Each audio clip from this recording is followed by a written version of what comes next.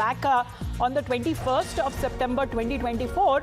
However, on part of the Aam Aadmi Party, almost on a daily basis, that we are looking at fresh controversies and issues that are now being raised just before the Delhi elections, that the date has now been set for the 5th of February next month. We are told that leaders like Sanjay Singh and Saurabh Bhardwaj today will be holding a press briefing at around 10 a.m. Tetri, good morning. What this press briefing could be all about, as we are looking at the Delhi Dangal, where the election dates have already been announced?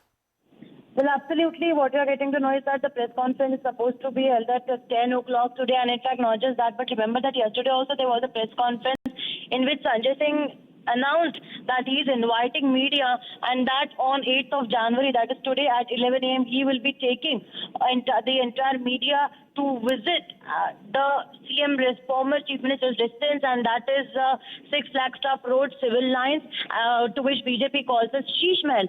So that announcement was made yesterday, and then we saw the documents where the PWD had released 2 letters, the documents, and also, in fact, the PWD sources have clearly mentioned the reasons so as to why the allotment of house was taken back. So there were 4 reasons that were mentioned in that particular letter as well. But as of now, what we are getting to know is that this particular press conference at 10 a.m. will be held by Cabinet Minister Saurabh Bhardwaj and Rajya Sabha MP Sanjay Singh.